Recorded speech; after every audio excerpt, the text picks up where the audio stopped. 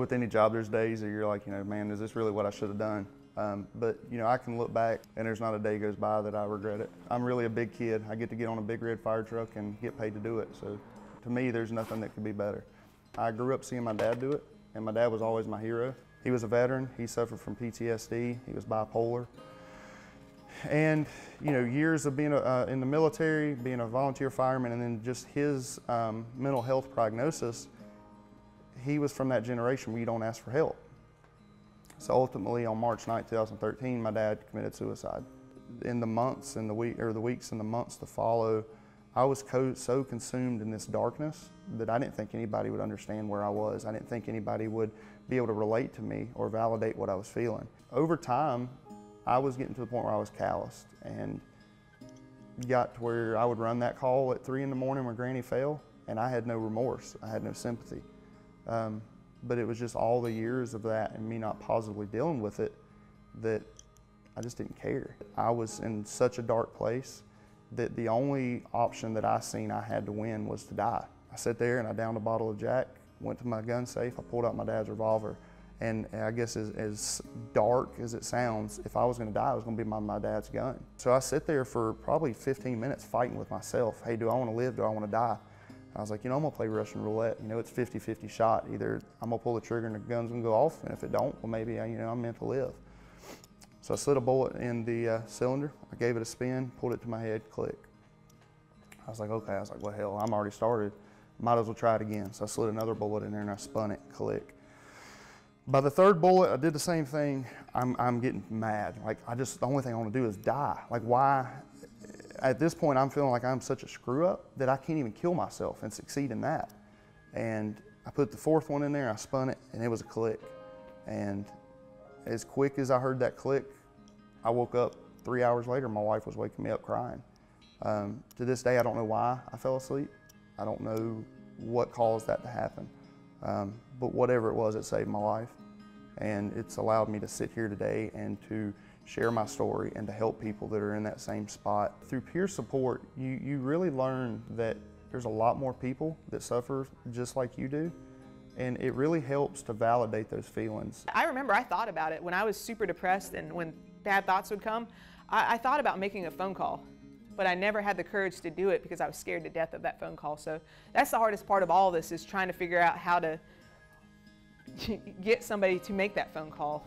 It's the hardest thing anybody can do. A firefighter was 3 times more likely to die by suicide than in the line of duty, meaning we're more likely to die at our own hands than responding to calls. And everybody knows that our job is dangerous. We put ourselves in danger.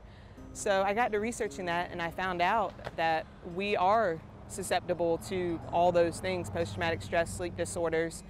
But the problem for us is we don't ask for help. We're learning about resources, what's available for us. We're learning the different tiers of resources, but more simply, we're learning to be there for each other. And what we found is when we find out that these feelings, these thoughts, these stresses are normal, that's almost the first line of defense for us. And then through these peers, about learning about resources, they know where to send people for help if they need help. We train and we train and we train to do the job, to make sure that our skills are sharp on the firefighting side, on the EMS side, on the technical rescue side. But what we really don't train or focus on is the mental aspect of things. We're human beings, just like anyone else. We see unbelievable amounts of trauma, unlike the general public out there. You could see why PTSD is such a, I would say, a plague in the fire service right now. Over the years, I've seen my fair share of broken bodies, bloodied bodies, drowning victims, people trapped in cars, fire fatalities, and it hurts. And there's always a piece of that that goes with you. Depression, anxiety, insomnia, not be able to sleep. You're jumpy a lot of times from loud noises, things of that nature. You have intrusive thoughts such as flashbacks from calls that you go on. And also night terrors that wake you up in the middle of the night. You're thrashing around of people that you've dealt with in traumatic instances before that are just coming back and haunting you. So it's been a rough road for me. It's been a rough road for my wife. It's been a rough road for my children, especially the last 5 years. of dealing with this. Not only am I having to live with post-traumatic stress disorder, but my family is too. I wake up every morning and it's a daily fight for me. There's days that I go to work and I do what I have to do and I go lay in my bed. I just want to be left alone. And there's days that the darkness comes back and it's a fight to get out of my bed and do anything. You're seeing firefighters every day suffering from post-traumatic stress disorder and depression and committing suicide. And we really need to change that in the fire service. And it really starts with us as the leaders and letting our guys know, hey, it's okay not to be okay. If you need help, we'll find you help. If you are worried about somebody, what should you do? Ask them.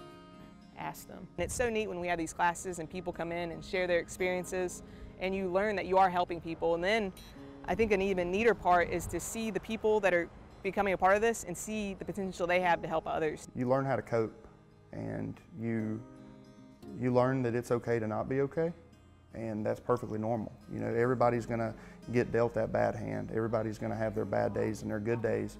But the thing that I always remind myself is it's only temporary. That class is going to help me be a better leader for my people here at the firehouse. Guys on my shift is going to teach me how to really be diligent in paying attention to their needs, talking to them, listening to them, offering them support, and just showing genuine concern for their well-being. If you're ever in need of any type of support or you just want to talk to someone that's having the same problems that you are, call the number, call us, get our resources. We can provide you the information that you need to be successful in your recovery. Mental health is an issue that needs to be addressed by North Carolina all across our 100 counties, but particularly with our fire departments. I've talked with a number of firefighters that have had some concerns about lack of resources for mental health issues like PTSD, suicide prevention, and that type thing.